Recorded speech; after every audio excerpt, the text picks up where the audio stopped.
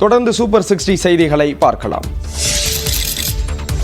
திமுகவை வெல்ல வைக்க வேண்டும் என்ற நோக்கத்திலேயே விக்கிரவாண்டி இடைத்தேர்தலை அதிமுக புறக்கணித்துள்ளதாக பாஜக மாநில தலைவர் அண்ணாமலை கூறிய நிலையில் அண்ணாமலை வாயால் வடை சுடுவதாக எதிர்க்கட்சித் தலைவர் எடப்பாடி பழனிசாமி விமர்சித்துள்ளார்.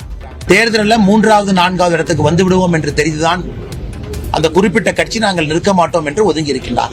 அந்த ஏ டீம் என்கின்ற திமுக ஜெயிக்க வேண்டும் என்பதற்காகத்தான் பி டீம் என்கின்ற அனைத்து இந்திய அண்ணா திராவிட முன்னேற்ற கழகம் ஒதுங்கி இருக்கின்றார்கள் என்பது விக்கிரவாண்டி இடைத்தேர்தல் பிரச்சாரத்தில் மற்றும் ஒரு முறை அது நிரூபணமாகிறது. ஏதோ அவர் திரு அண்ணாமலை வந்த பிறகுதான் பாரதிய ஜனதா கட்சி தமிழகத்திலே வளர்ந்திருப்பது போன்ற ஒரு தோற்றத்தை, மாய தோற்றத்தை உருவாக்கி கொண்டிருக்கின்றார்.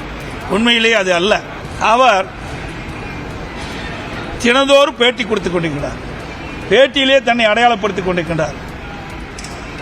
அவர் பாரதிய ஜனதா கட்சியினுடைய மாநில தலைவராக வந்த பொழுது என்ன புதிய திட்டத்தை மத்திய அரசின் மூலமாக தமிழ்நாட்டு மக்களுக்கு பெற்றுத் தந்திருக்கின்றார்?